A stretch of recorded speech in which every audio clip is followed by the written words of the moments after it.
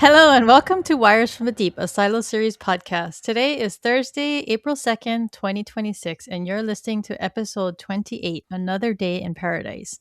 My name is Crystal Watanabe. And I'm Neoshia Roemer.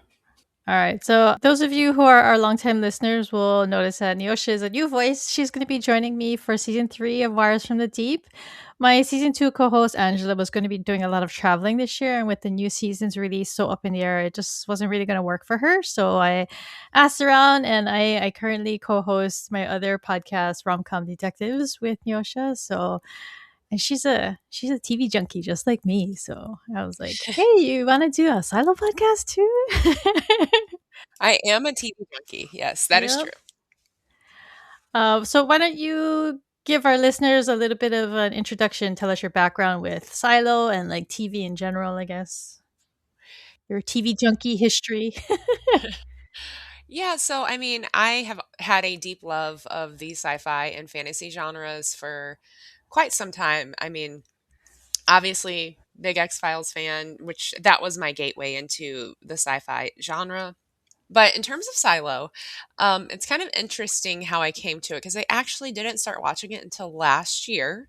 And that was sort of I was in my severance phase and I was like, I need another really good show.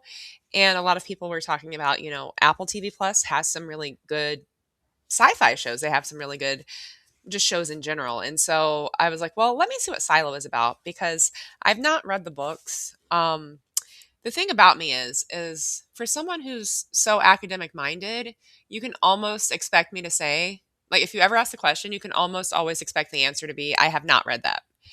But if you ask, have I watched it? That might be a different story. So I have not read these books, but I started watching the series and I was just kind of intrigued in the first episode, with going out to clean. And I was kind of like, well, is she really dead? And trying to figure out what was going on. And also the vibes kind of reminded me of one of my favorite plots of Agents of Shield, which I believe is season 5. I hope I'm not getting that wrong. When they end up in the future and everyone's kind of living.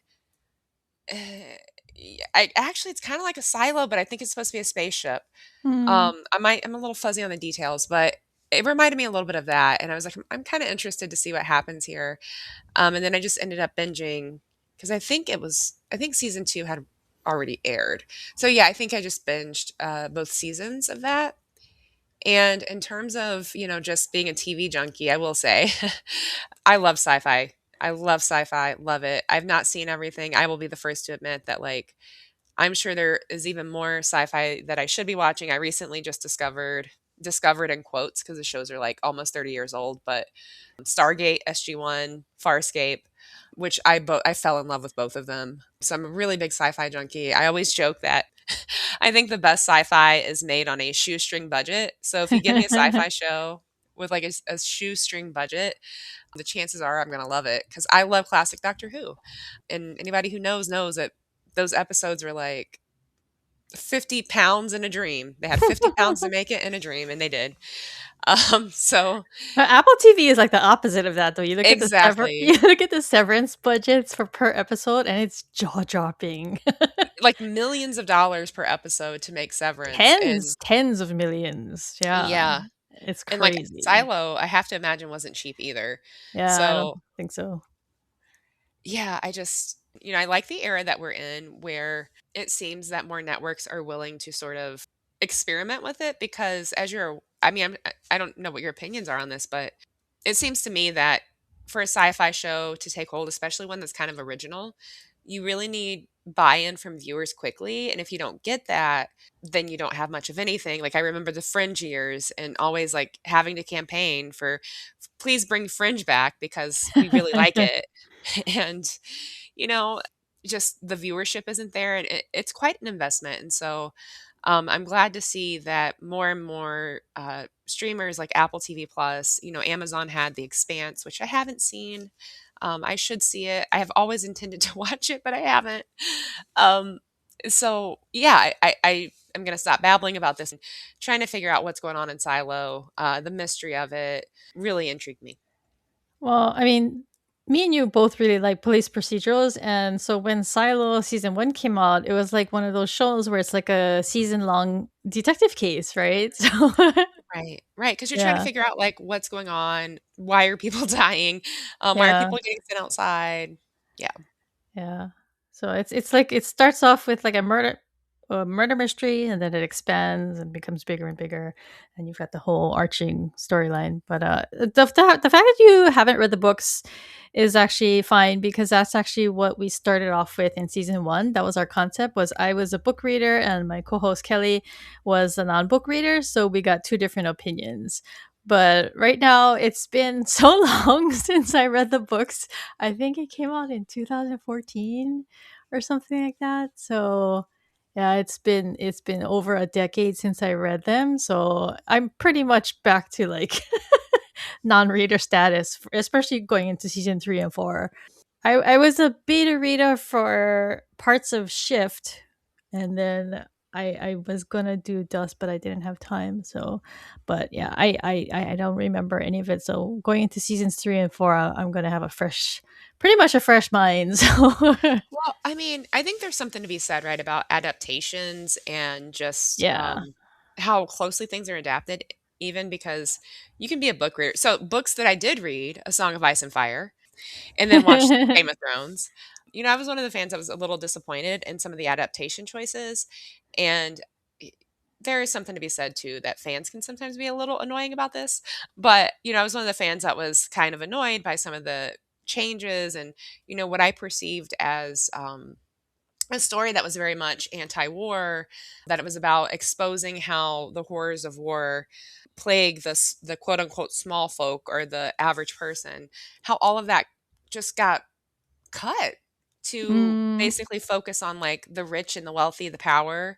And while that's definitely part of the story, and I think it's a big draw for a lot of people, you kind of lost the critique that I love sci-fi for, because I guess I should say, I talked about loving sci-fi, but something I love about sci-fi is how it often speaks to our world and things that we're experiencing. And I know we're going to get into this with Paradise in a moment, but it's speaking to a really critical, real issue. And yet, in that case, I felt like as a book reader, the issues that I was picking up on in the books, especially the later ones, it just wasn't there because we were focused on, the sexy dragon lady, the sexy dragons, the sexy insert whatever, and not really getting to the crux of why it's terrible to fight over something like this crown, and how cycles of power never change until you actually you literally have to get rid of them.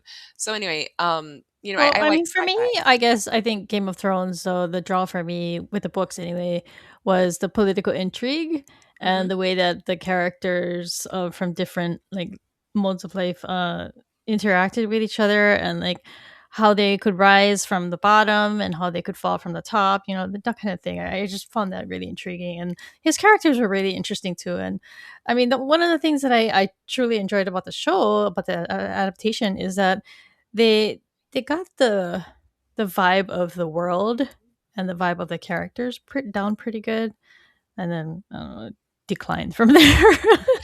Yeah, and I mean, I think it goes back to, not to get too into these weeds, but I remember when Ian McShane guest starred on the show, and he made a comment and like called it the Tits and Dragons show, and people got offended, like fans got offended, and I think I was one of them. I don't actually remember being that offended, but I was just like, that's a wild thing to say about a show you just guest starred on.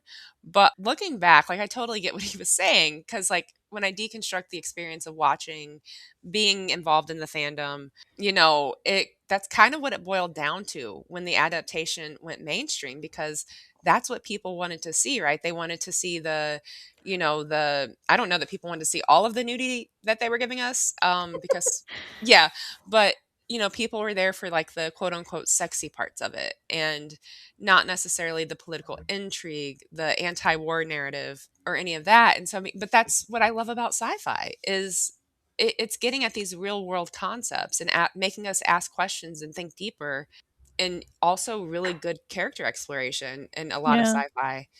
And then sometimes you lose it in adaptations. So I don't know. Maybe that's why I don't read every book that I come across, and or if I come across a show, I don't necessarily read books anymore when I come across a show because I don't want that disappointment ever again. Well, like for Silo, since you've seen seasons 1 and 2, I highly recommend at least reading because it started off as a short story, which encompasses the first 2 episodes of season 1 with Holston and Allison. Hmm. That is what really sold me into the Silo like series, because originally Hugh Howey published these. He self-published these as a series of shorts, and Hmm. then he condensed them into like 3 volumes after he did that. But he was releasing them like several chapters at a time, as like short stories or like bunches and stuff like that. But the first one, the first short was excellent. That's a really good read, and you've already seen the adaptation, so I would highly recommend you go do that. I don't know that you can get the short story by itself on its own now, but I think it's just like the first chapter in like the book wool right now, so you can just do Okay. it that way. Yeah. Okay. Yeah, I might check that out because like I said, like it is more so I just don't want to be disappointed ever again, but then also I should probably read more. It's a quick read. It's like a lunchtime read. Like I would say, like maybe like an hour. So it's good stuff. But okay, so some silo updates. We're doing this episode for several reasons. One is to introduce Neosha, two is to discuss season 2 of Paradise, and then three is to talk a bit about the rumors about Silo season 3 finally coming to Apple TV, we think, this summer. That's the word anyway. I think Rebecca Ferguson said something vague about that, and then Steve Zahn in a interview recently said July 3rd, and we were like, "Oh, what?" Everybody was like, "He said July 3rd." Well, someone is probably in violation of an NDA. Let's be real. But yeah, so we think it's going to be this summer. And season 4 has wrapped production. Hugh Howey made an emotional post about the end of things. He posted some pictures, and the Apple TV uh, Instagram account posted pictures of Rebecca. People are speculating based on other shows that if the release is going to be in early July, then probably a teaser, maybe later this month in April, and then a full trailer next month in May, two months before. I don't know. We'll see. Hopefully, they'll at least give us a date or something in the coming weeks. Everybody's waiting.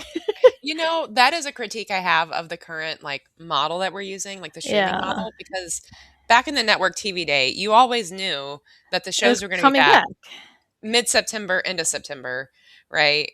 Like a 2-week time frame, maybe early October, but you always knew when they were coming back. And now it's just kind of like they'll tell you maybe a couple weeks ahead of time. Yeah.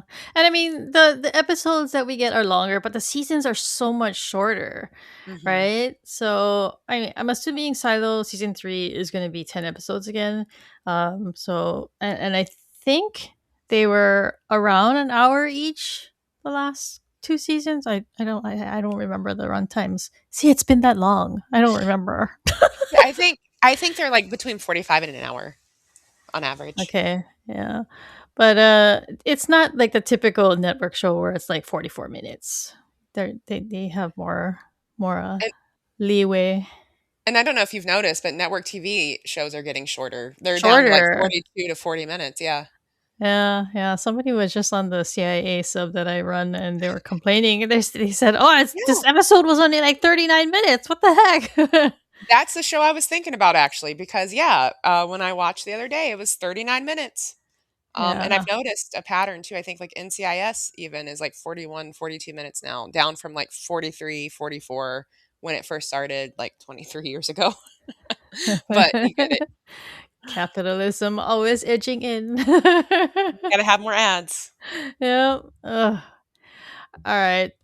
But yeah, so with the summertime release, that means that we're already behind on our weekly rewatch. So I'm going to be restarting my rewatch parties on the Down Deep Discord probably next week Friday. I was going to start this Friday, but I remember that, oh, today's Easter weekend. So probably not a good time to start. So probably next Friday, probably evenings Eastern, because I ran a poll and that was a time that most people said that they could make it. But basically, the watch parties on this server are sync watch parties. So everybody has to come with their own Apple TV subscription. Everybody goes into a text chat channel, not voice, because I can't. I'm not going to be able to. I can't watch TV with like 10 people chatting in my ear. That kind of No. defeats the purpose. But yeah, so I count down. We all hit start at the same time, and then we watch together and we chat and we watch. So, and I do this during the season run too. So we're going to do rewatch parties, and then when the season starts, we're going to do watch parties. So, and I do quizzes. She does do quizzes. She But Neosha will be very happy to hear that I don't do quizzes on the podcast. Yeah. I am happy to hear actually. Because friends, I have to say something about myself, which is I have 3 post high school degrees and I average about 3 out of 6. Last time I think 1 out of 6 on her questions on rom-com detectives. And I'm just like, I watched that episode. I thought I knew what was happening, but alas, I did not. I'm ruthless. Mhm. All right, let's get to Paradise. So, for those of you who don't know, Paradise is a political thriller produced by Hulu. It began airing in season 2 began airing in February 2026, and it just ended this past Monday. It was Sunday for me, but Yes. it ended on Monday. Season 2 had 8 episodes, just like season 1. It stars Sterling K. Brown. James Marsden was back. I was very happy about that Yeah. because I there's something about Cal Bradford. He's just so likable. Yeah, especially there's one scene we have to talk about. But yes, he's so likable. I think James Marsden is a pretty neat actor. Yeah. And then Julian Nicholson, among other talented ensemble casts, and all okay, and it's been renewed for season 3. It's going to be the final season, so we're only going to get 3 seasons of Paradise. Which is probably good. I think it's a good thing, right? Like, if we're getting Yeah, these shorter yeah. seasons that are condensed to what the plot actually is, I like that. Although I will say that's not always set in stone because Shogun was supposed to be only 1 season, and now it's getting season 2 because it got so much. It got so much attention and so much. Well, I mean, that was the same thing with Ted Lasso on Apple TV Plus, which, was 3 seasons were done, and now they're coming out with a 4th, which is fine if you come up with new ideas, but, Yeah, like, if your world and I think this is why I like Fringe so much, they knew they had 5 seasons. They knew that they were gonna do this in 5 seasons and what their plot was going to be. And they stuck to it, right? And you don't get the situations like you have with like X Files and a great number of shows, even Supernatural, I think, where the showrunner has a clear endpoint and where they're going with the story, and then it's like, no, people love it too much. Give us more because of it's like capitalism. it's like a rubber band, right? Just how much can we stretch it? Right, and then it kinda ends up in silly places sometimes, so I'm okay with 3 seasons if that's we only need 24 hours to tell this story, then I'm good with that. Yeah. It's kind of crazy though that you think about 3 seasons of Paradise at 24 episodes. That's like a network season. I know, I know, yeah. Because I was looking at the run times actually earlier, and these ones run 45 to almost an hour, so it's Mm. it's about 24 hours worth of TV. And like saying like they have a few extra minutes to 10 extra minutes, it doesn't sound like a lot, but you can accomplish a lot in that amount Mhm. of time. I mean, you think about like because like we do rewatch our rewatch podcast on rom-com detectives. I take really extensive notes, and so when I'm rewatching the episode, I have to write everything down and take all these notes, and I can have like 4 minutes left to the episode, and that'll take me like 15 minutes just because Mhm. there's so much can happen in the last couple of minutes of a show. So, Exactly. A lot can happen. And also too with Paradise, and similar to Silo actually, I don't feel like those 10 minutes are wasted. I never feel like, ugh, I need yeah. to get up, I have to stretch. I never feel like when it's over, I'm like, wow, that's it. And so I think that's a good thing.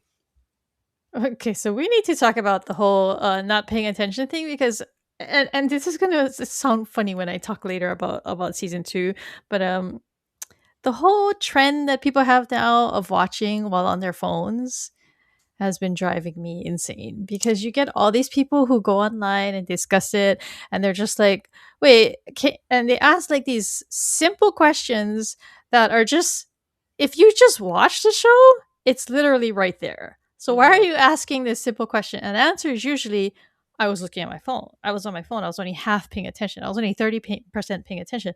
It's just very frustrating, especially with Well, a mystery box show where you're supposed to be captivated and paying mhm. attention to everything.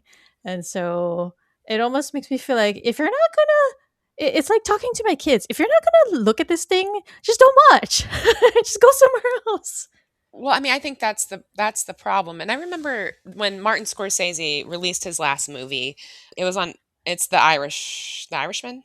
Irishman. Yep, on Netflix, right? It's the one that's on Netflix and it's almost 4 hours long. And I don't my issue with movies a lot of times is that they're too long. And so I Yeah. really struggle with, like just the other day I was like, I think I want to go see Project Hail Mary, but it's almost 3 hours. Because in the theater you have to sit down. Like you Yeah. absolutely Yeah. have to sit down. You don't pull Uh, your phone out. And I mean people do, but you're not supposed to. There's And you, etiquette, you right? can't you can't pause either, right? So Right. If you got to go to the bathroom, best of luck figuring out what's happening while you're gone. And so I really have a preference for watching things at home. And I know that sounds silly because people are like, "Well, you got to watch it in theater because of the quality." And I'm like, "Yeah, I could care less. Like, I need my ability to move." Um, I grew up watching in bunny ears TV, where sometimes you had to watch things through the snow because it didn't come in clearly, and that was just life. So I'm used to it. But I agree with you because some of the comments are just dastardly and you know people miss subtext, which when you're watching sci-fi and or mystery, right, you kind of need to be paying attention yeah, because there yeah, are things that they will often thread in. And I will admit I'm not the kind of person that always picks up on every single thing the first watch through. I might have a theory or an opinion, but it's not like I'm gonna just immediately figure everything out. But there is something to be said for paying attention so you can pick up those clues, so when more is revealed, you can be like, "Ah, that's where that was at. That's where that yeah, comes in." yeah. Right? And I'm with you because sometimes I look at not this show, I'm not picking on anyone in Silo or Paradise, but sometimes I look at like Reddit or, oh, the most egregious one right now is The Pit, and it's not even sci-fi. It's just it's just a drama series, and it's so egregious because people aren't paying attention and they get online with not only questions but then like these theories in which they are so sure they're right about, and everyone else is looking at them like, guys, this is not Grey's Anatomy. Like how the pit is in Honolulu. Exactly, right? Like just confused about very basic things. And the show is actually well produced, and I think they do a good job of talking about different issues and trying to tell a story without telling you. But I think that's the problem here. When you mention people being on their phones, because it has led to, I remember Matt Damon and Ben Affleck, their most recent movie Yeah, that was yeah, released on Netflix. Netflix. The Yeah, Rip. talking about how the instruction they got from Netflix was every act you have to remind people what's going on, and it kind of sets the scene for being too upfront about things. And so I mentioned, watching Stargate SG-1 for the first time ever, and I'm like almost through it, and I'm just sitting here like it's so refreshing to be watching a TV show once again, where it is like a network type TV show, little cheesy sometimes, very intriguing. But you know what they're not doing? Every 5 minutes, they're not telling me what just happened. Or, they can tell a story, have something happen in season 4, and they may not speak it, but then they have like photos of something, or, someone comes back. It's like And context clues instead of outright saying it, right? exactly. And every time you're on your phone, you're going to miss the context clues. Yeah. Um, So I just yeah, I'm with you. I'm with you, but I'm also on my phone too a lot, so No, but like what you mentioned about the pit though, that just baffles me because I often watch the pit when I'm on my walking pad. So I'm multitasking too, but at the same time I have to watch the pit with subtitles because I want to know what they're doing and what they're saying because the medical jargon goes by so quickly right. that I like having to focus too much on listening to what their words are really distracts me from anything else that they're seeing, like character wise, like emotion wise. So if I'm focused too hard on trying to understand what's going on with the patient, then I'm gonna have our time like listening to other stuff. So that's why I like to watch it with subtitles, because if I can read it, then I kind of like that part of my brain kind of relaxes a little bit, and it lets me just like read and enjoy the show at the same time. So Absolutely. And I mean, it's one of those things where, like, for example, there was a plot regarding someone dying, illness, and they're at the end of their life because of the illness. And so many people were just online wanting to talk about medically assisted suicide. And the show is very clear ahead of, or actually while they're in the middle of this is not medically assisted suicide. yeah, This is something different. We're doing palliative care. yeah, And having gone through this situation with my father at the end of his life, I knew exactly what was happening, right? But all of these folks are online talking about medically assisted suicide and how that's against the law, and there's going to be cops, and there's going to be like all of this drama. And it was kind of wild because the thing about a show like The Pit that's a little bit different than Silo or Paradise is they're exploring issues that people are living with and going through and have been through.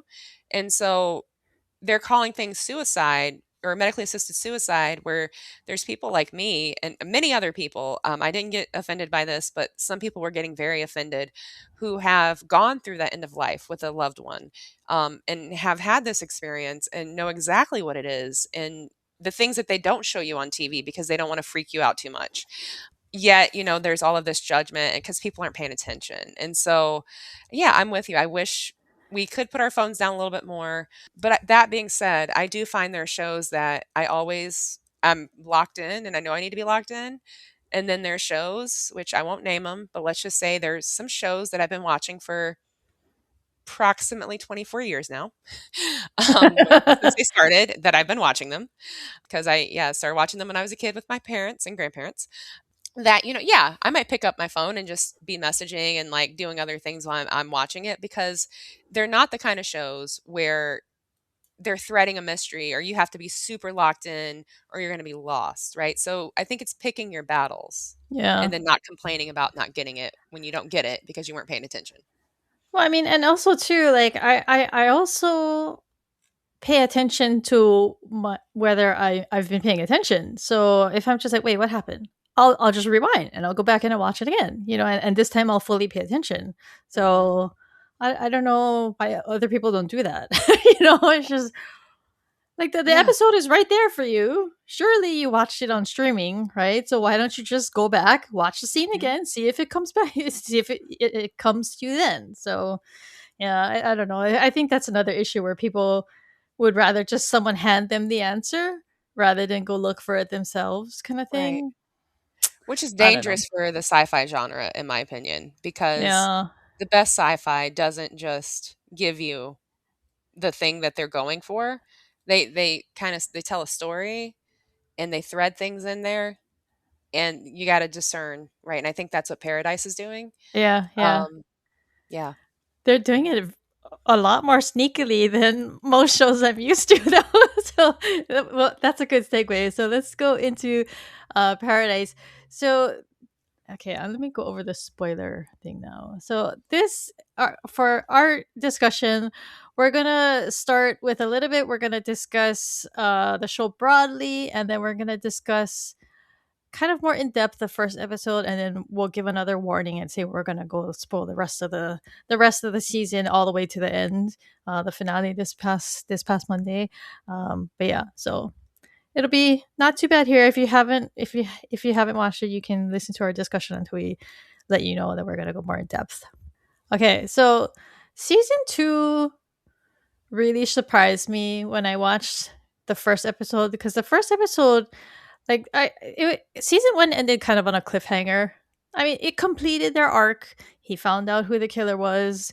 He found out that Terry might have been still alive, which also I did want to mention though, when I rewatched season one and Sinatra was playing him the audio of Terry, I hmm was just like, surely by this point he would have suspected that her voice could have been manufactured or something, right?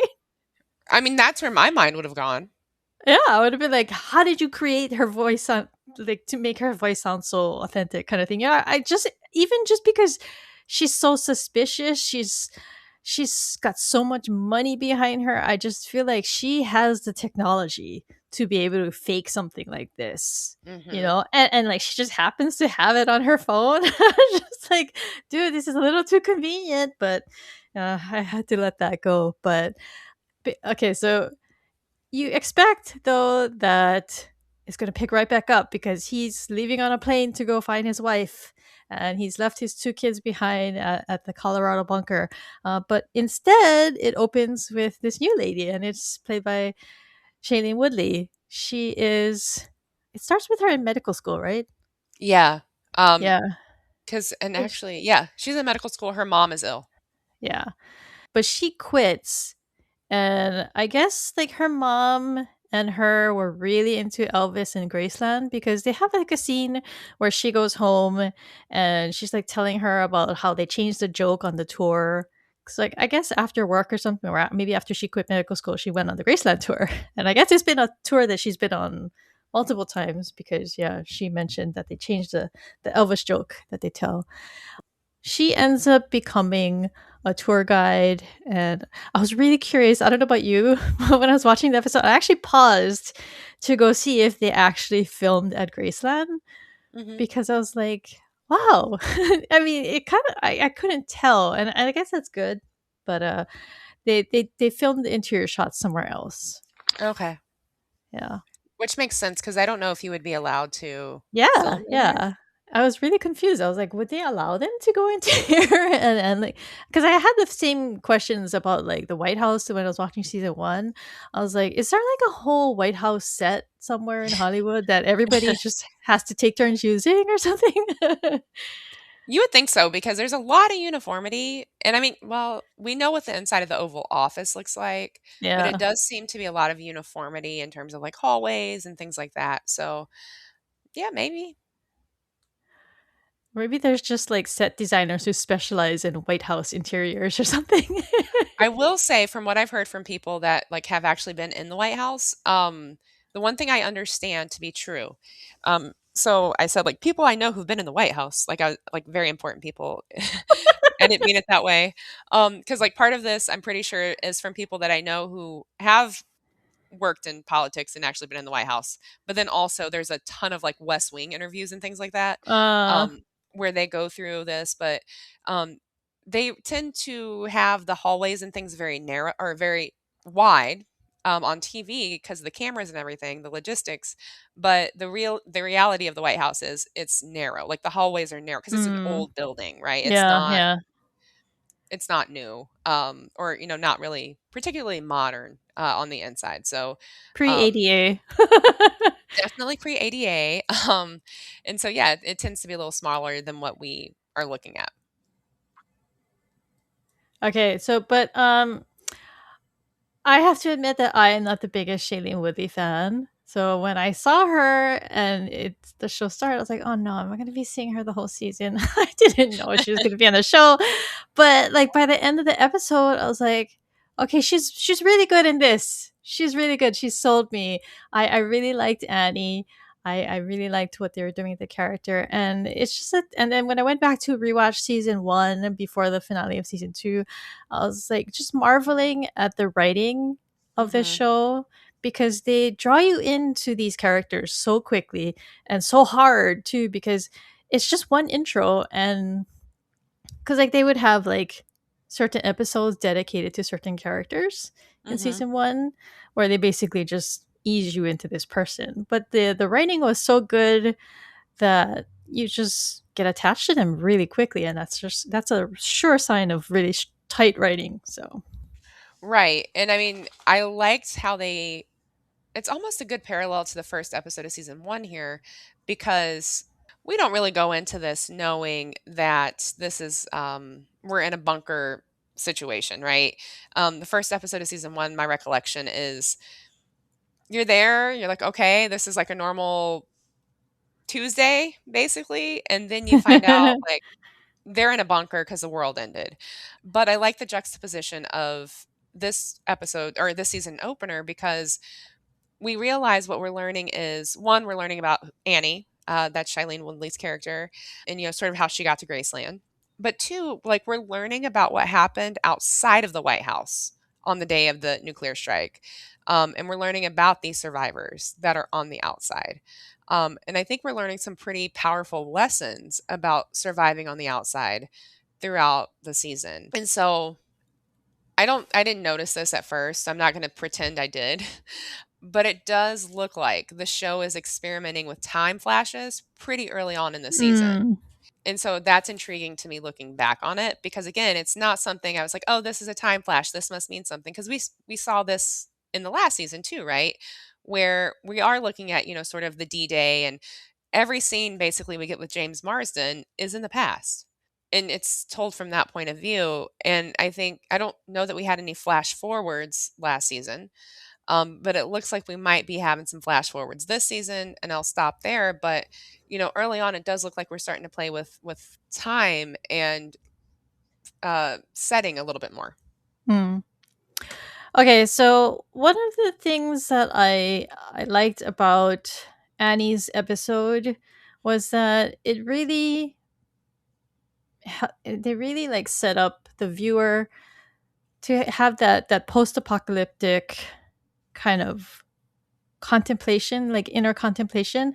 Because like when you watch like there's post-apocalyptic stuff, and there's like in the apocalypse kind of thing stuff, right? So this is the kind of thing where when you're watching it, you watch someone going through the start of the end of the world, and you think to yourself while you're watching it, you're like, what what would I do?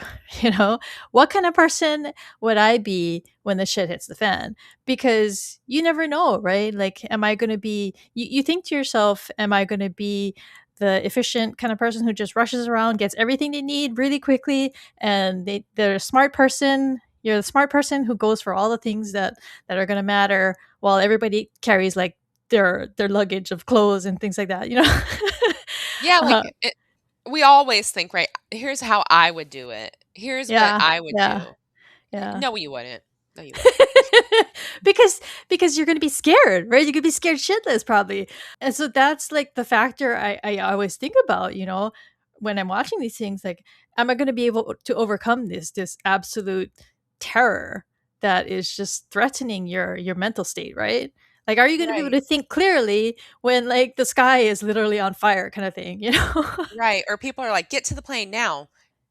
Like, don't do anything. Go now, go now." And yeah, you don't know what's going on. And then also, I don't remember from the first season, but is everyone who was in the bunker, were they aware of what was happening and why they were being like carted off? That they were like part of the chosen, the select, or was it just it happened and they get there? I don't think they did, because I mean Xavier's kids didn't know, right? They were just told when it was happening, go with these people, and I'll meet you there, and we're gonna go to this place. That's all they were Hmm. told. And I think they have to do it like that, because otherwise word is gonna get out, and secrecy was a big part of the bunker's success, right? So I mean Right. And I mean, word still got out, but I think they would have wanted to try to preserve any kind of secrecy. So right, because they did choose, like, right, like the government people, like they all got like a card or whatever saying like you're supposed to get on this flight to go here. So yeah, they do choose a bunch of people based on who they are, what they contribute to society. And then there's the people that are just, the run of the the mill, plus ones. and they work, right? Because you need your work, you need your construction people, you need your farmers, Yeah. like you need the people that keep society running. Yeah, because there was a guy in the first season who was the bartender, and they're like, "How do you get in here?" He's like, "Oh, my wife is like one of the smartest people on the planet." So that's how he got in. So Yeah. uh, And I also just find it interesting too that they trust the audience enough to start where they start with the season yeah, because it does not immediately pick up from the end of season one. It actually is sort of the parallel to season one. Like, hey, here's what's actually happening on the outside with a new character. It's not Sterling K. Brown. None of the people we've been with so far. And yeah, so I mean, I do like that they kind of trust the audience, or at least they either trust the audience or they're asking the audience to trust them enough because this is a weekly release, yeah, right? We're not, and I mean, you could, I kind of did binge, but it's a weekly release. So if you start watching this on the day it comes out, you're waiting 7 days before you see Yeah. the next episode. So it requires a little bit of audience, I think mutual trust between audience and show creators. So speaking of that, I did really appreciate the whole thing when the men showed up because as a female viewer, I'm sure you know what I'm talking about. As soon as a bunch of men show up, I'm just like, "Oh no. Is this Yeah. going to be that kind of show now?"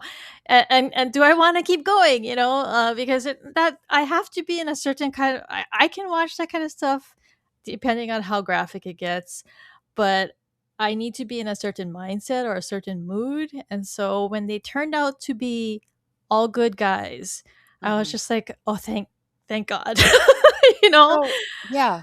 But Um, I was scared for a while, But Me and I too. think yeah, because you're just like, oh my God, this poor woman is literally all by herself. She's got an Elvis like museum gun, and that's it, right? Yeah.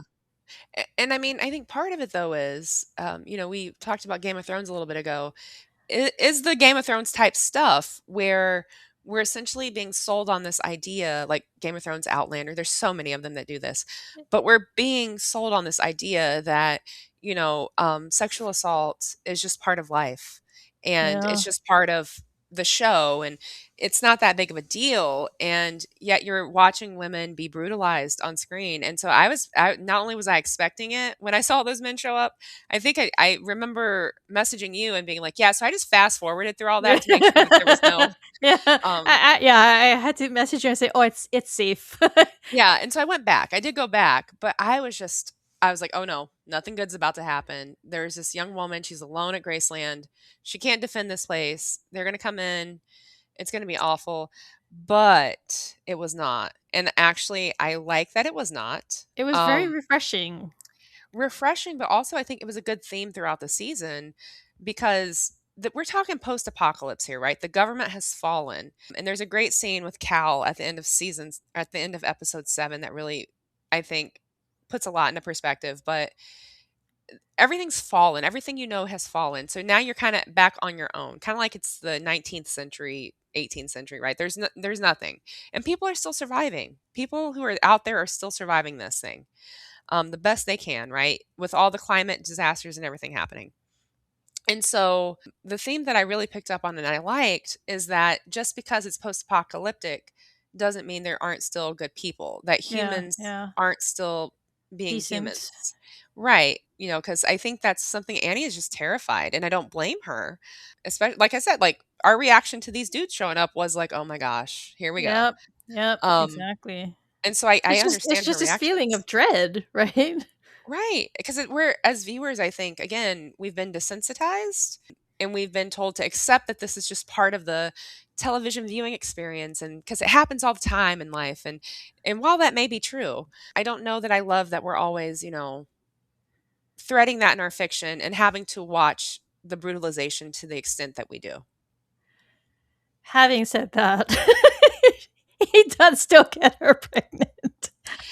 Yeah, so Which is another post-apocalyptic fear, I think, for a lot of women, because when there's no more hospitals, oh my god, that's well, like a big fear.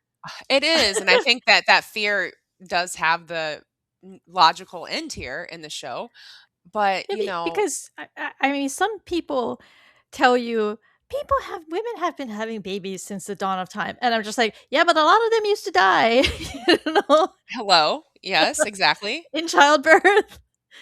Um, I mean, yeah, and that's Okay, so at this point, we're gonna be discussing more in depth into the season. So if you are planning to watch the rest of Paradise, or you haven't watched Paradise season 2, I would stop here because we're gonna go full spoilers from this point on. So yeah, and I think, what we're seeing here is the logical or the natural consequence, right, of not having access to modern healthcare. yeah, Because Annie is someone who she's trained. I mean, she may have, quit her medical school program, but she knows what's happening to her. And she's the one that ultimately is like, yeah, so and I think this is called a placental abruption where the placenta doesn't come out. You can't yeah, deliver it. I think she said that. Yeah, Yeah, so it's a slow bleed to death, and she knows that. And so she kind of reconciles with that and uses her last moments to, make the request that she does of Xavier. And I just it's a logical and natural consequence, but I don't know if you saw the thing that I shared in the Minimalist Bullpen earlier, where I'm pretty sure the person was talking about this show based on where it was posted. But the idea that people are still getting pregnant when there's like no soap, the world's falling apart, there's no hot Yeah. water. And I was like, Yeah, because I mean, that's a prime example of people have been having babies since time immemorial, and like they're going to keep having babies even after the world falls apart because people are going to keep having sex. Okay, so yeah, so that's a good segue into the next thing I wanted to talk about is the way that they bring Link into our lives, into the show. It's through Annie because I mean he's one of the guys who shows up, and he's they have like their dinner where he shaves his beard off a little bit, and then and there's like a clear like kind of attraction between them, and then they flirt a little bit, and then they have that really cute bed Mhm. scene where they're just having really adorable pillow talk.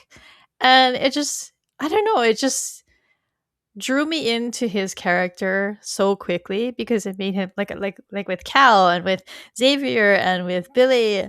It just made them so likable so Mhm. quickly, because he was so nice to her and he was so funny and it was very endearing. Well, that and So I mean, like, I think that again, there's something to be said about trying to get this out in 3 seasons in about 24 hours or less of television time because, like, you don't have the opportunity to have the filler to get to know people and, um, all yeah, of that stuff, right? You have to make the character land the way you want them to land with the minimal amount of screen time.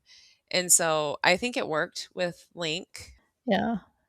And there's something to be said about severe Mhm. loneliness too in this kind of situation because she was living in Graceland by herself for I think at least 2 years, right? I don't remember if it's Yeah, because two or her friend three. dies pretty early on, I believe. Yeah, yeah. Um, So yeah, I can totally see how this cute guy shows up and they get along well, they sleep together and they have this cute little like chat mhm. afterwards, and I can totally see that happening just because you're so starved for touch, and they even have like a scene before they sleep together, right, where they're like she's like, I haven't been touched in a really long Yeah, time, right? and, So like, she's dropping the, Elvis lyric quotes at him. I thought that was adorable, and he didn't get a single one of them. He's like, "Yeah, the only reason we're really here is because, like, we needed the cars without the electronics." I So I need I'm gonna skip ahead a little bit because when Xavier sees Terry later and he's telling her about the Mhm, baby, I was just like I was looking forward to him mentioning that he was at Graceland because in season one, he was telling Cal all the time, "Oh, my wife Terry is obsessed with Elvis. That's why their daughter's name is mhm. Presley." And so I was waiting for him to excitedly tell Terry, "Oh my God, I went to Graceland. I met this lady, and this is her baby." But he didn't say it. So I'm hoping that comes up in season three. Yeah, I mean, it might, and I was also just trying to contextualize why Graceland keeps coming up, like, the link to Elvis. I've thought about it, but I don't have any real, like, "Here's what I think is happening and why they're bringing this theme up." But yeah, I If you want crack theories, just go to Reddit. I'm sure someone's someone figured has it out, come up yeah. with some kind of Yeah, it might sound crazy. someone who posted on Reddit is going to be able to say next year, "See, I figured it out last Well, and the year." funny thing about it is, because sometimes it's the craziest theories that are right, and so you're reading it and you're like, "This doesn't make any sense, it's not gonna happen," kinda like The Blacklist, where someone actually did call it, like, by season 4, what was going on, but none of us believed Really? them because it didn't seem like a real thing that was happening. I I mean, to be fair, if somebody told me that in season 4, I would have been like, "Oh my god, get out of here." Well, they did. I was listening to their podcast, and they're talking about it as early as season 4, maybe season 3 even, and it doesn't seem like it's a real thing. Everyone's like, "You're crazy." And are they crazy in the end? No, they were just perceptive. Yeah, yeah. Okay, so talking about perception, that brings us to another topic I wanted to bring up is so I was so invested in the characters that they introduced, in the characters that they already had, that when it came time to introduce, like, to ease us into the sciencey stuff, I was just kind of like I'm not good. I assure people I was not on my phone watching these episodes, but I kind of I think it just kind of flew over my head. Like, and I had face Mhm. blindness too. I'm talking about the episode with the I don't even remember his name, the scientist, the guy that Sinatra was trying to buy the Alex from. I had not picked up until like an episode later that the guy who killed the scientist was Billy. I think it was the hair, Yeah. the long hair that he had. So I was just like, "Oh, the guy talking in the bar with Right, him is which is another Billy," you know? flashback, And so right? It's a flashback. yeah, and like there's a scene in season 1 where I think it's Xavier and Billy, or maybe it's the bartender. I think Billy's talking to the bartender actually, and he says the bartender asks him, "Oh, they don't have bars where you came from or something," and Billy like thinks about it and he doesn't Mhm. reply. He just looks kind of like weird about it, and I think it's because he met that scientist guy and he had that scene in that bar with that guy. So Yeah, maybe. But that was all really interesting because again, I didn't rewatch season 1, but my recollection and takeaway from season 1 was there was a nuclear attack that set this all off, which I think is still right.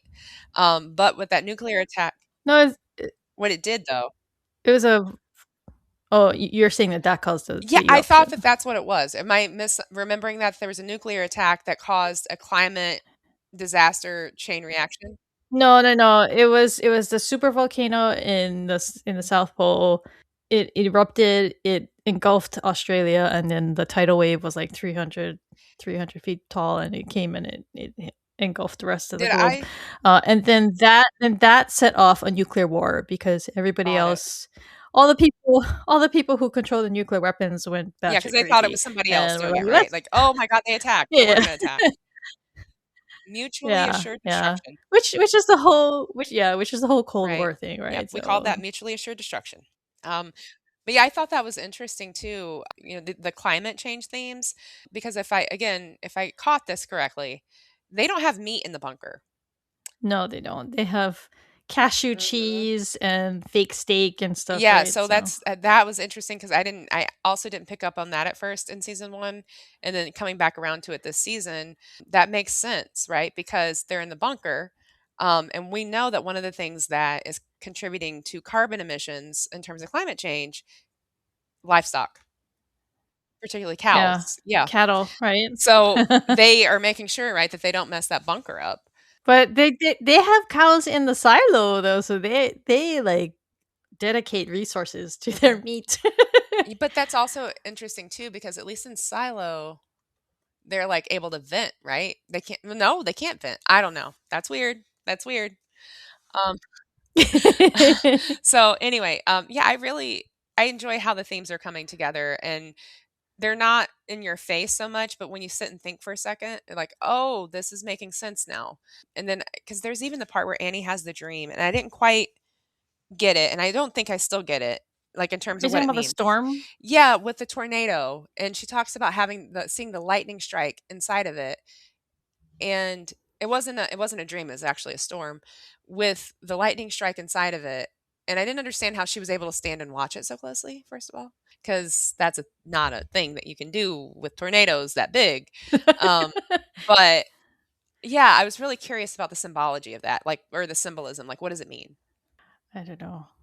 Okay, so to go back to the whole face blindness thing though, I also did not pick up that the student that Billy, because you know how he kills the scientist and like he's Mhm, just killed his wife Alex, and he goes out and the his grad student or whatever is there with like food. He had just come back or something. And he said, "Don't go in there," and that was Link, mhm. and I did not pick up on that the first time that I watched it. I guess I don't even know why. I guess it was because he didn't have a beard.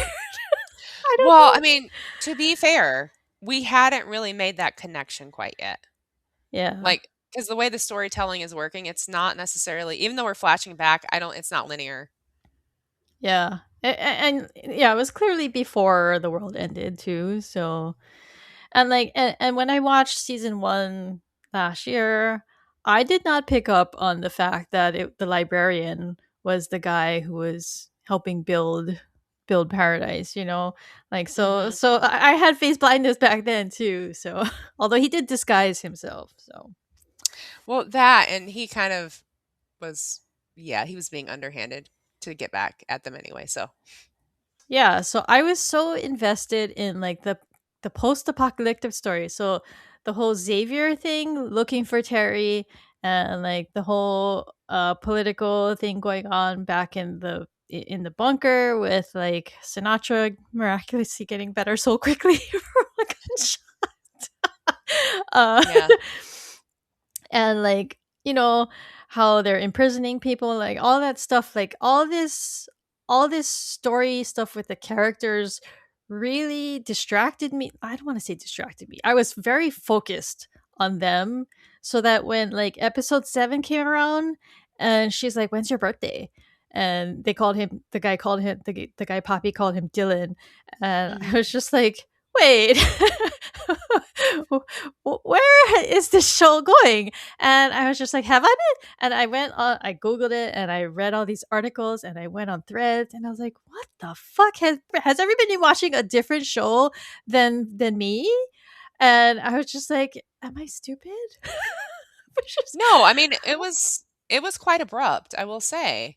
And again, I haven't rewatched this, right? Maybe there are more clues, but it does seem abrupt. But I did know, I did figure out at that moment where it was going in terms of like when she was like, "When's your birthday? Your name's Dylan. When's your birthday?"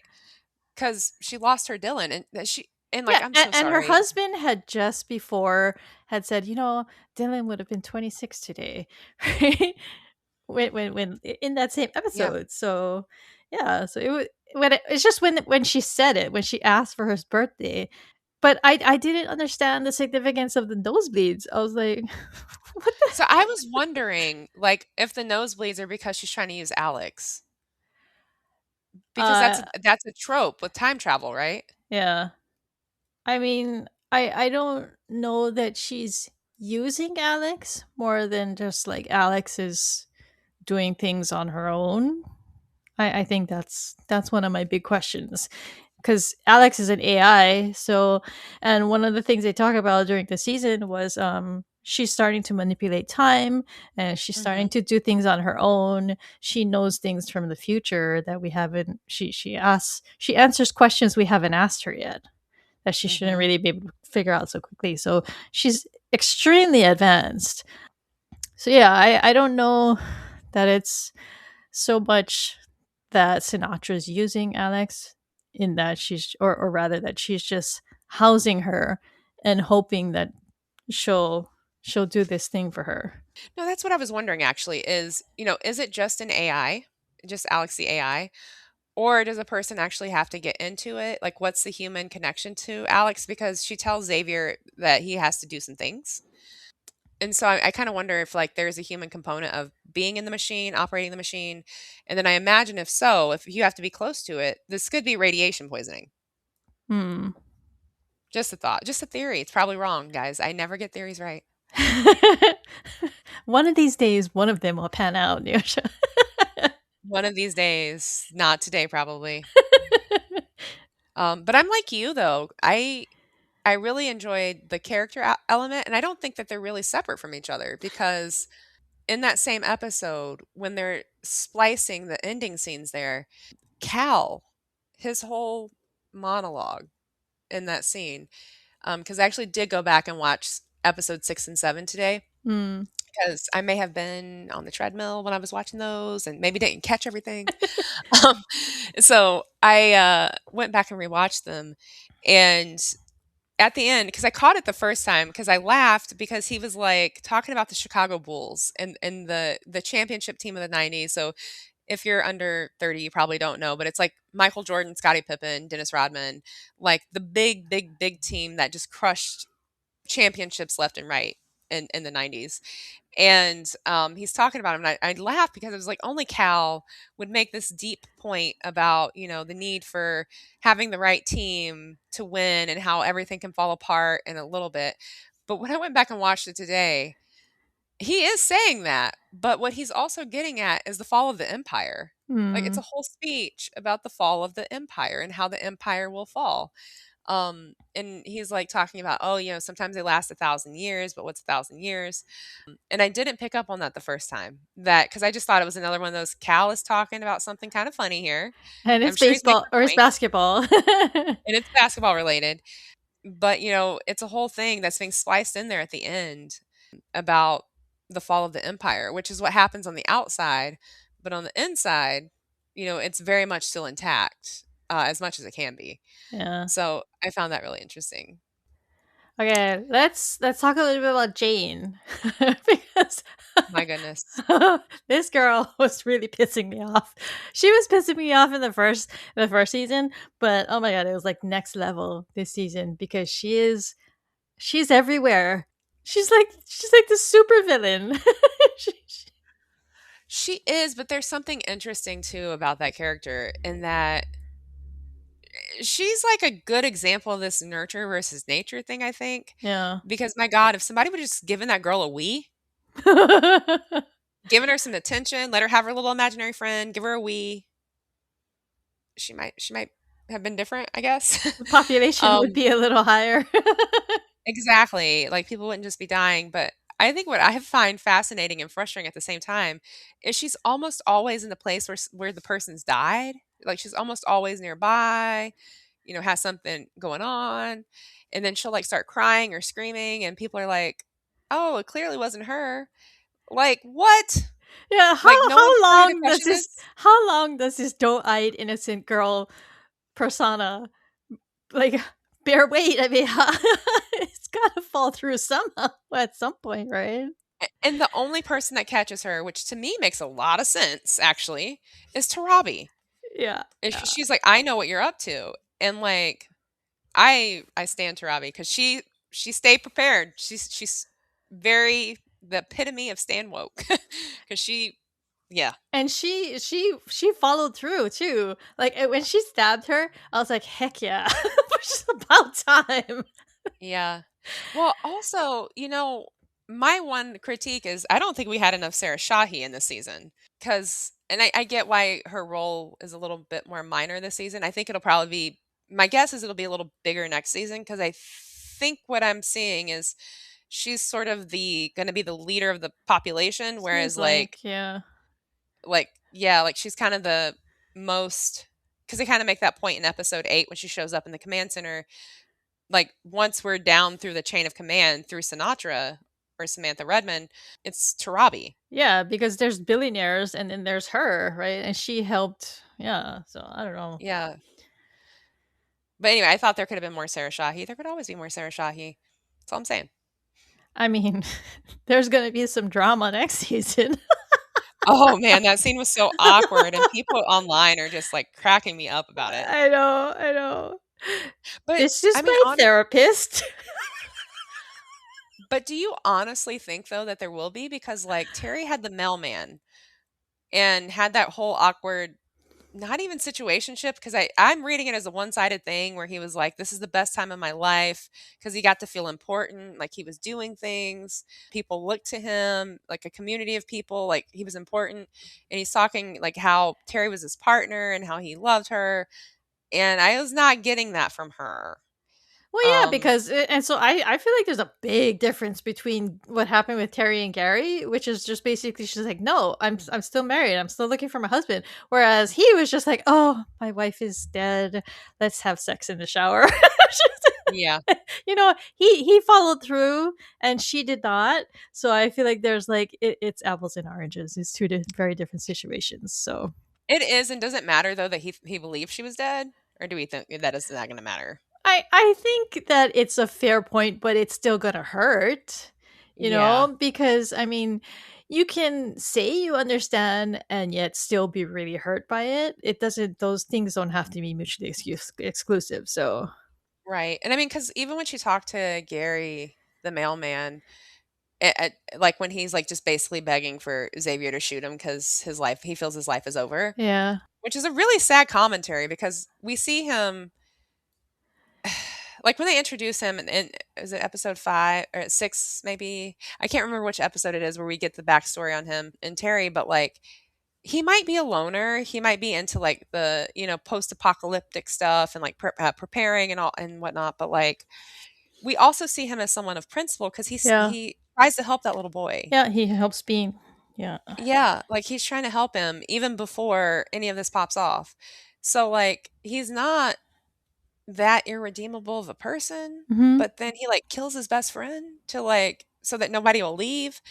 I mean, it's just really weird. And I mean, again, I It's think it, tragic. I mean, and I think that yeah. that's what makes him someone that you can both hate and feel really sorry for. So Hmm. he was a really interesting, great character, I thought. Yeah, and I just thought that, when Terry tells him like these have been the worst 3 years of my life, Yeah. that had to hurt because like I don't think she was saying it personally to him. Like you were the worst 3 years of my life. But she was away from her kids for 3 years. Yeah. There was so much uncertainty, right, in this new world setting that they're in. And, he had the time of his life because he finally became important, whereas she lost most of the things that made her feel important Yeah. and was trying to get them back and never knew if she would. And so it's an interesting dynamic, I will say. This season was really good, though. I was very impressed overall. I had a shaky start to it. It took me like maybe 4 tries to get through the first episode, but once I was sold on Annie, and once Link came into the picture, I got into the groove of things, and then I watched every day, every week that the very day that it came out. So I was very invested in watching it as soon as possible. Although I didn't go and read on the subreddit, I didn't go read on social media. I wanted to just watch it on my own kind of thing. So maybe Yeah. and maybe that's why I also didn't pick up on the whole time thing. Because when the guy tells her you need the one thing you can't have, time. Mhm. I didn't take that as being where she was just looking at oh, okay, I literally need to go out and buy time. I can do that because I have so much money. you know, Right. I thought he was just telling her that, and she was just like, oh crap, I don't have time. But it's like it turns out she could go buy time. So I think Yeah. that was actually really clever because you can take it one way, and she goes and turns around and does the the thing that you thought was impossible, right? So Right. Yeah, I thought because I saw that on social media too. And I mean, there's just so many things that come up in conversation. It's like what I was just talking about with Cal at the end of episode 7. First time I watch it, I'm like, yeah, he's making a point here. And I laugh because he starts talking about the 90s, the championship Bulls team. And I'm like, haha, yeah, of course you're talking about basketball here, Cal. Of course you are. And then I rewatch it today and I'm like, oh no, he's talking about the fall of civilization, actually. Um, and so, yeah, it's really interesting that there's so many things that come up, and I don't know that you necessarily can pinpoint which one of them are that important. And I'm also kind of skeptical of people who get online and after the fact they're like, "Yeah, it was right here. I could see it the whole time." Could you though, or were you just putting the clues together when you got them? Which this show is really good at, right? Because they are stacking clues throughout the season, and you may not get them until you get to the end. Because there was like something else that I thought there was something else too that happens earlier in the season, and maybe I'm just misremembering, that kinda comes back in the end, but I'll just leave that there. So going into season 3, I'm not sure I would want to go and read a bunch of things and like interact with people on threads and things like that while I'm watching week to week. I kind of liked having this isolated viewing experience on my own, and maybe just talking with I mean, I was trying to talk to people in Discord about it, but nobody else was watching it, so I was basically by myself.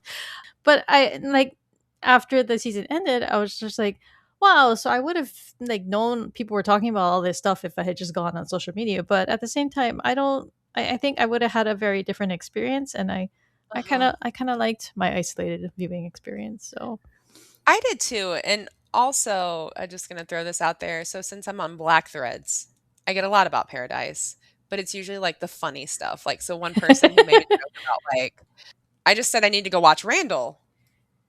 And the joke is because she put a spoiler picture in this thread, and, like, I just said I need to go watch Randall, and it was a joke just about, like, how, especially, like, middle-aged close to middle-aged Black women almost always call something Abbott Elementary has made this joke, actually, how middle-aged black women almost always get the name of something wrong, but they think it's right. And so she's calling it Randall. I didn't even have to click on the spoiler picture to know she was talking about Paradise because Sterling K. Brown's character in This Is Us is named Randall. And so I knew immediately who she was talking about. So those are the kind of posts I get on Threads, which is like, people making jokes or, talking about watching the show. I haven't gotten a ton of like theory, like you might get on Reddit if you do a deeper dive, maybe Twitter Yeah. even. But it was more so like the joke type posts and the things like that. I do want to note that Sterling K. Brown was on an episode of The Mentalist. He was like before he was like really well known. Yeah. Yeah. I actually It's really liked him in that episode too. I believe it was White Lines. it's interesting how you'll see actors just all around and because they're, doing what they do, that's their work, right? Yeah. And then suddenly they get into a project where they just blow up. They blow And up, yeah. I think he'd been acting for like 20 years at least before he blew up in This Is Us. So he has a lot of credits to his name. I mean Um, that's how they get to where they are, right? They do guest mhm, appearances and then it just takes one role, I think. So yeah. Which I think is fascinating that Dan Fogelman is behind both of those shows because they're like night and day. I don't know what you're Um, talking about because I've never watched This Is Us. which I keep meaning to, but I have not. which I discovered today when I was like, I sent you that post and you were like, I don't get this because I've never seen This Is Us. And I'm like, all right, well, you were I not keep one of the I, people. I keep meaning to.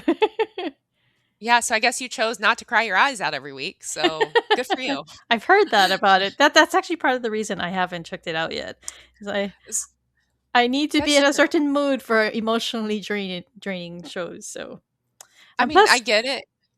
if I want emotional drainage, I can always go to Fringe. So Oh, this might be more devastating than Fringe actually, because this is like a weekly gut punch about, something that has happened. And just for those of you who haven't seen This Is Us, without any spoilers, just the themes of it, it is a drama series. It covers, and actually, I said that thing about Dan Fogelman, but they do actually play with time in that show as well. But it's not a sci-fi show; it's more so storytelling device in terms of we're doing flashbacks and mm, flash forwards, but we're sticking with the family this whole time. And so Randall is who's played by Sterling K. Brown, is one of the children of the family that we're following throughout the series. And there's just a lot of things that happen with the family, but themes of trauma, loss, what it means to be a family, the creation of a family, all of those things come up with This Is Us.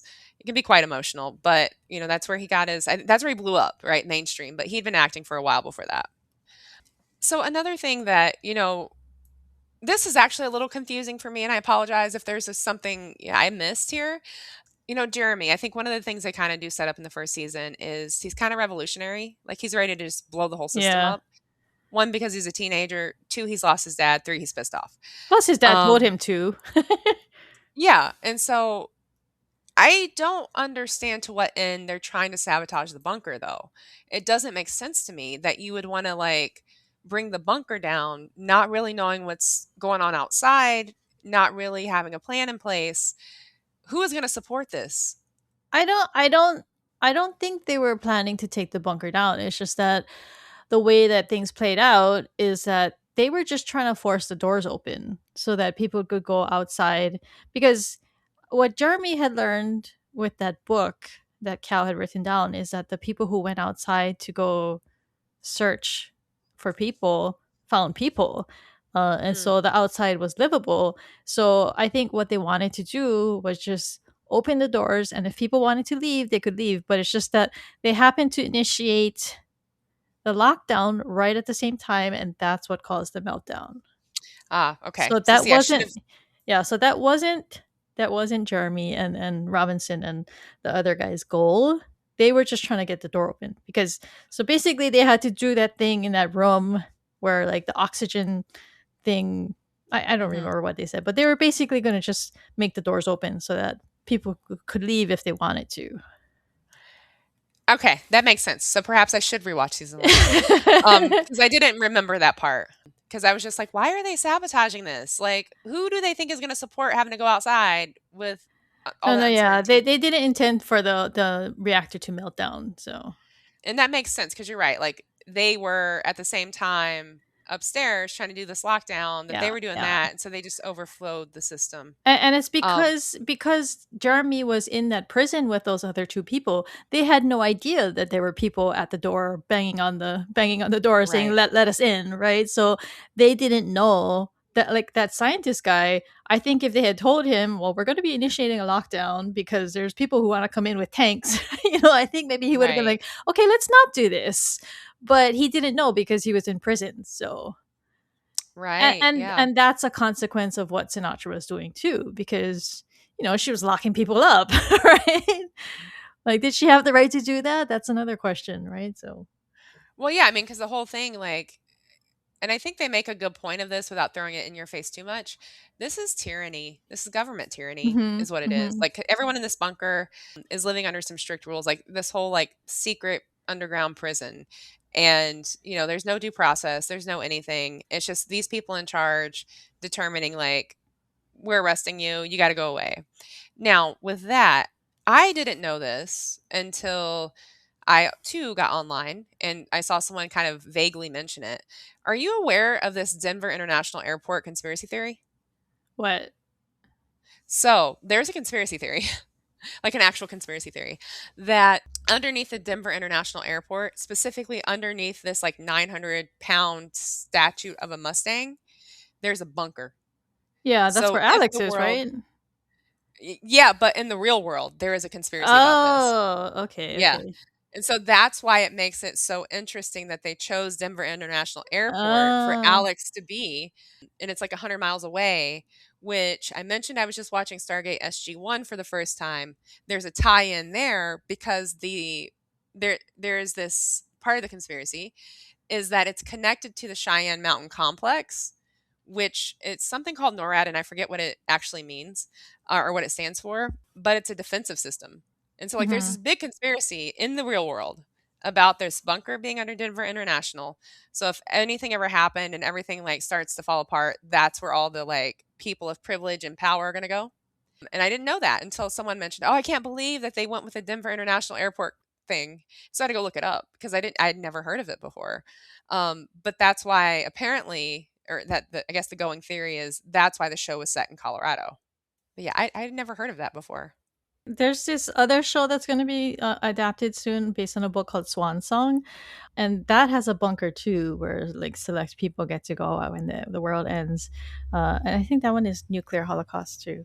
But I looked it up, and it's actually in Idaho, not Denver. I thought it was in Colorado too, but no, I was wrong about that. So But also, I will add, Colorado and Idaho, they're in an interesting position because if you're following anything on climate change and climate science, those are going to be like that part of the country, that region will be the last part of the country that has like a usable water source. no, So like that makes sense that they would choose that region based on just sort of where the climate science is pointing. Like it's the Colorado River Basin will sort of be the last standing usable body of water, and humans need water.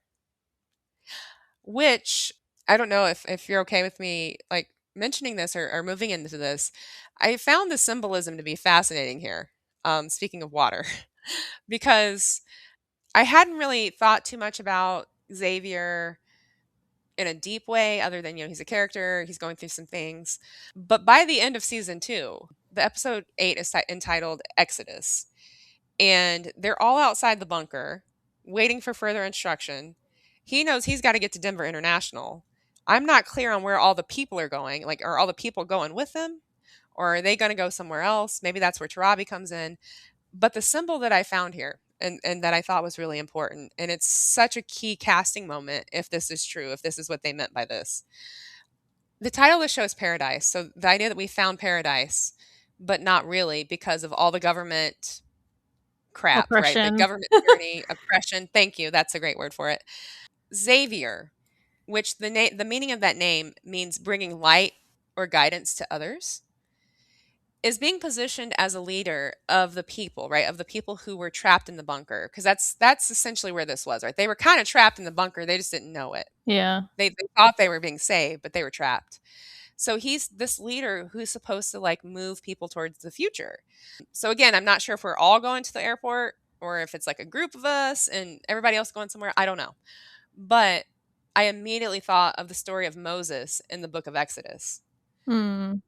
And so like again, I think that's why Sterling K. Brown's casting is so, if true, if I made that link correctly, I think that's why that's so important because Moses is a biblical figure who's often portrayed as, you know, a black man who leads the people, he leads them out of slavery, he leads them out of oppression into the promised land. And that's his whole thing. And so I'm kind of wondering if that's where this is headed, where, you know, Xavier going to Alex at the Denver International Airport, he's headed and he's guiding the people towards the true paradise. And God, if you consider Alex to be God. I I mean, I didn't get the sense that they were beating us over the head with the with Christianity per se, but I do think there's a lot of Old Testament going on here. Which again, why I love sci-fi because you can kind of thread this kind of stuff in Yeah. Yeah. and get away with it. You don't have to make it a, you know, Sunday school thing, but Yeah, you can adapt it so that more people, because I mean, at its basis, stories get retold and recycled all the time. So I mean, why not something like this? So yeah, no, so I found that really interesting and I was like, "Huh, I wonder if that's where we're going." so in the finale, I enjoyed that final episode so much. The score was so good, just like with season 1 where the music just like it's like a constant presence and it really contributes to the thriller aspect, the urgency to what the characters are going through. And so I really appreciate that. But my one complaint about the finale was Xavier gets into the elevator. He's about to save his daughter. He's about to save Sinatra's daughter too. And he stops and hugs his daughter, and he's like giving her the updates on like I found mom. Da, da, da, da. And he's like talking to her. I was like, dude, Go. there's a nuclear meltdown. You can do this later, or you can talk while you're running down the hallway or something. Please just get her out of this freaking elevator right now. Just- oh. Yeah. But, you know, I think that's a running theme across the show too, because there's several times I noticed where characters are making choices and I'm like, "That is a stupid choice." Even I know that's a stupid choice. Like, who you're confiding in, all of that stuff, right? Like, that is not a good choice, sir. Please make like better choices. like Dr. I assume Dr. Tarabi is a doctor. So you're gonna go kill this villain? Why don't you make sure she's dead? Right? Like, and but also too, if she's not dead, I wonder if she got out. I don't know. And so I mean that was the thing too. I was wondering. I was like, okay, her body's not there. Did she get up and walk away? And did she get out? Like that doesn't seem realistic to me, even though they do that all the time in TV. Or is it Mhm. that, something happened with Alex? Because there was that whole episode with like the whole computer thing where Alex told that guy and he got all crazy and approached the mom right at the hospital and Mhm. was yelling like prophecies at her or whatever about her baby. Mhm. So is it just that she disappeared and like Yeah. Tarabi never killed her kind of thing? I'm so confused about that. So, but I'm also looking forward to it. So Yeah. I'm sure we'll get more. Any, I guess, any final thoughts? Because I know we have some, you know, questions about like, is Jane dead that we have to look for in season 3? I'm fairly confident that Dylan is Dylan Redmond, but how he got to be alive and I mean, is Alex zapping people from timelines and putting them in different, like, I don't know. I have no idea. But watching episode 7, I was like, okay, I gotta go watch season 1 again because maybe I was just like completely dense and watching a different show from everyone else. But I feel like season 1 was still pretty straightforward. Yeah. It's a murder mystery, and it introduces you to the setting, and it's just kind of like this big setup for what they do in season 2. So I don't think watching season 1 you're expected to know all of these things, but I think it's like a basis that you can look back on and be like, oh, they were threading these things really early. Because Yeah. there's like some shots in, like, I think the first episode where they show Xavier going up the stairs in Cal's house, and there's like these carefully positioned mirrors, and so you see four of him walking up the Mm. stairs. Is a really, really beautiful shot, but I feel like, you know, they were planning this all along, you know? Right. And I just think that I don't want to jinx it because we still have a season to come, but I feel like this might be like Fringe, where and what we really like about it, and like in terms of how we're always talking about it and Yeah. why we watch it and love it still.